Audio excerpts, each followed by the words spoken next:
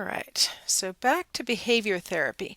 Okay, so psychoanalytic theorists were really interested in unburying your repressed unconscious contents. Humanists were really interested in your conscious problems, like the things that you're aware of that you're dissatisfied in with your life. Behavior therapy is not really interested in unconscious or conscious. They just want you to stop doing behaviors that you perceive to be undesirable. Some people don't like this therapy technique because it never gets at the root of why you're doing the behaviors. It just makes you stop doing the behaviors. Other people have said, well, if you're not doing the behavior anymore, why do I care if you're carrying around conflict or whatever inside your unconscious that behaviorists don't even believe exists? I'm just going to get you to stop doing the undesirable behavior. So behavior therapy is going to work really well for things like anxiety disorders. It's going to work really well for addictive behaviors, OCDs, things like that. So how does it work? Well, it uses the different kinds of conditioning techniques that we talked about in the chapter on learning. You've got classical conditioning techniques and you've got operant conditioning techniques.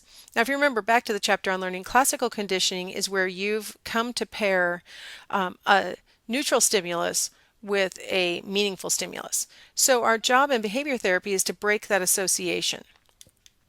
We can use a technique called counter conditioning to try and break that association. That would be where you learn a new association that takes the place of the old association, that replaces the old association. So if you have a classically conditioned association between riding an elevator and being scared, and you also have an association between eating ice cream and feeling relaxed, I might pair eating ice cream with riding in an elevator because you can't be relaxed and scared at the same time. So I'm going to try and get you to form a new association between ice cream and elevators so that you're going to find that elevators are a pleasant experience rather than an unpleasant one. Another really common technique in classical conditioning is exposure therapy. This is where we take whatever your phobic object is and we just make you face it and realize that the worst doesn't happen. It could be phobia, it could be obsessive compulsive disorder, because a lot of times in that anxiety disorder you're so obsessed with coming in contact with your fear object that you do all these compulsive behaviors to stay away from it and keep your mind off of it. So what we are going to do is just expose you to the thing that you fear the most, and the idea is supposed to be that you'll realize, well, gosh, my fear was misplaced because look, I lived through it. Here's an example from our textbook of a Far Side cartoon. Professor Gallagher and his controversial technique of simultaneously confronting the fear of heights, snakes, and the dark. This is exposure therapy. This guy is going to be dangling at a height in the dark, swarmed by snakes, and when he realizes that he lived through it, he's no longer going to be scared of any of those objects. Of course, one of the problems with exposure therapy is that it assumes a certain rationality to the person who has this intense fear. But remember that we talked about one of the criteria for a set of behaviors to be described as disordered is that they have to be unjustifiable. So it doesn't matter that I lived through being hung outside of the building in a box full of snakes and I lived through it. That doesn't make me realize that they weren't worth fearing. That just means that in my mind, my irrational mind, that I was just lucky that time, right? I managed to survive, but that was just pure luck. That's the thing about irrational fears, is that you can't rationalize them away, right? That the person who has these fears is not going to feel better after this exposure. I always think that lay people tend to be exposure therapists because we don't understand how irrational the fear is, and that trying to treat it rationally is not going to help. We oftentimes will tell a person who has a very intense fear, just go out on that bridge and see that it doesn't collapse and you're going to be fine. You'll get over your fear of heights. And it's really not how it works. I have a really intense fear of being in a closed space where like cloth, fabric things are touching me. I first discovered this when I was a little kid and I climbed head first down into the bed, and just laying at the foot of the bed with my head at the foot of the bed under the blankets made me just start having this panic feeling, and I, would come thrashing out. And when you're a kid, who knows what possesses you to do weird stuff like crawl head first into your bed, but it just freaked me out. And then later, a few years later, for whatever reason, again, head first into a sleeping bag. And same thing, just freaked me out being head first in a sleeping bag. Now, flash forward 20 years, and my husband and I are going to go camping in Yellowstone, and he has bought mummy bags. And we were going at a time of the year where it was a high probability it might snow while we were there. And so he goes, so if it's cold, this is how you'll do it. And he gets in the mummy bag, he ties the string around his face so that only his nose and mouth are exposed. And he said, and then you'll be toasty warm and you just have this to breathe out of. I was like, just looking at him tied up like that, I was like, oh no.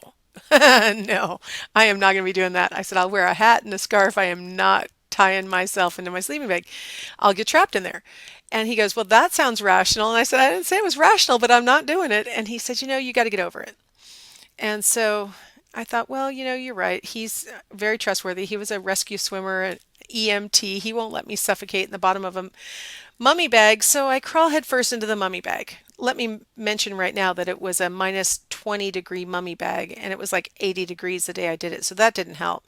But so I'm headfirst in the mummy bag, which if you know anything about mummy bags, they get narrower at the foot. So now I've stuffed myself into the foot of this mummy bag. And I thought, that's okay. I can relax through this, which is another technique I'll talk about in a second.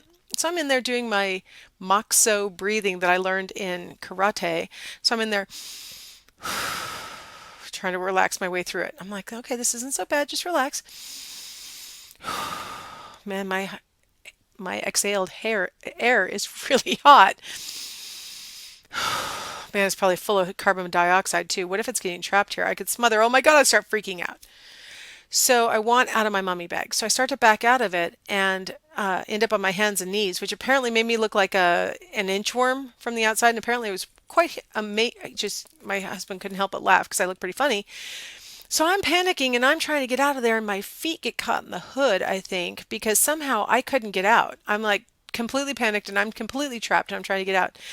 And he's laughing because it looks pretty funny. So of course I think he somehow is holding me in it. And so then I yelled probably a little bit of profanity and then told him to, help me get out. And so he just reached down and unzipped the zipper, which of course, duh. But when you're panicking, and so he finally lets me out and my hair's everywhere and I'm crying. He's like, oh my gosh, you were actually scared in there. I was like, yes, I was terrified in there. We came to the conclusion that exposure therapy was probably not going to work for me getting over the mummy bag problem. And I definitely went for the hat and the scarf while we camped. Exposure therapy seems on the face of it like it should work, but it usually doesn't, because unless you do it in a combination with systematic desensitization, usually it doesn't work because it just overwhelms the person's fear response and it just causes them to just feel grateful that they survived. It doesn't make them realize that their fear was misplaced. Now, a variation on exposure therapy that does work really well is systematic desensitization. That's where, I apologize to anybody who's scared of spiders, but that's where you bring the person who's got a fear closer and closer and closer into contact with their fear object. So in this case, we have a person who's scared of spiders, and you see in the top left panel, when she sees a picture of a spider on the wall, her heart rate, which is represented by the red line, goes up, accelerates, and then over time, with the support of her therapist, she's going to learn some relaxation techniques so that she can have a picture of a spider in the room and have a normal heart rate.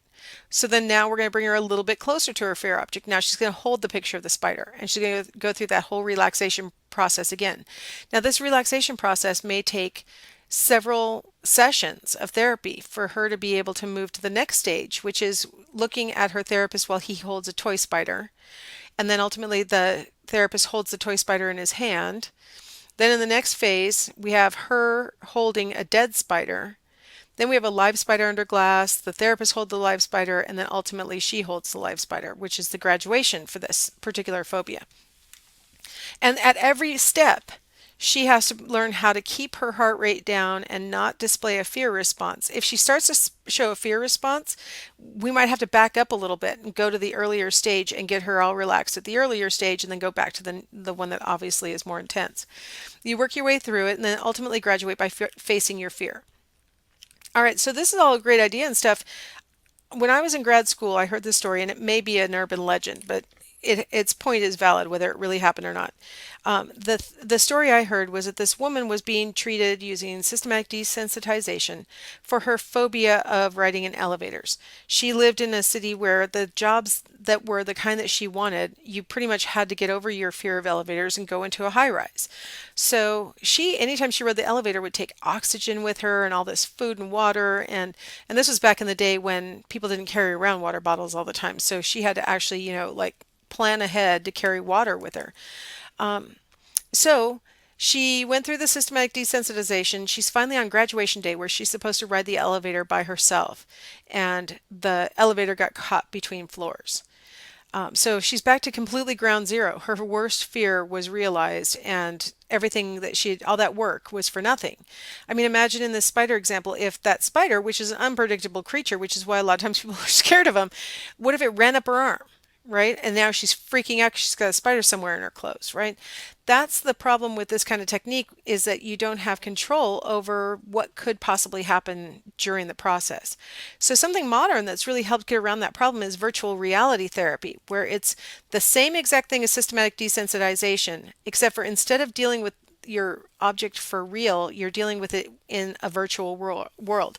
You put on one of those virtual reality masks, and then there's a virtual world where you have to confront your fear object, whether it's heights or spiders or flying on an airplane. They've got different virtual worlds that are set up, and you can work your way through those, coming closer and closer and closer to your fear object with your therapist there to support you as you move to the next stage. If you do regular systematic desensitization, it can be pretty expensive. Let's say you have a fear of flying and you're going to do regular desensitization. You're going to have to take your therapist on several flights with you, and you're going to have to take several flights that are purely therapeutic. I mean, you can't just wait until you had a planned vacation and then take your therapist with you, right? You're going to have to go through several flights whose purpose is to give you an opportunity to sit with your therapist and relax through the experience. With virtual reality, you can go through that process, but in a flight simulator, so that you don't have to, go through all the expense of actually going on a trip. And of course, nothing bad can happen to you while you're in the simulator. Now, one of the things people have said, well, but the person has to know it's fake, and so it can't possibly be as effective. But the thing about systematic desensitization, any of these behavior therapies, we don't really care if it makes the root of your fear go away. What we care about is that you're able to function in the way that you want to. So if we can get you over your fear enough that you can actually fly, or over your fear enough that you can ride an elevator, that's all we need to have happen. We don't care if we fully extinguish the fear response. Most of us feel scared when we get on an airplane. Most of us feel scared a little moment of fear when we get in an elevator. All of us have these I see a spider and I'm like, oh, it's a spider.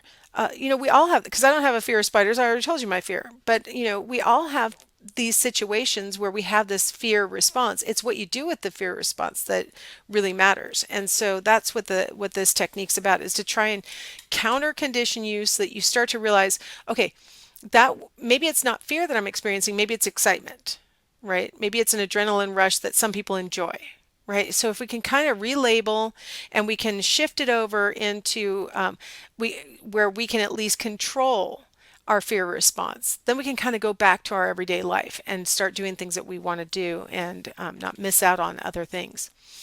Okay, so let's go ahead and stop here, and we'll come back in the next segment and talk about operant conditioning.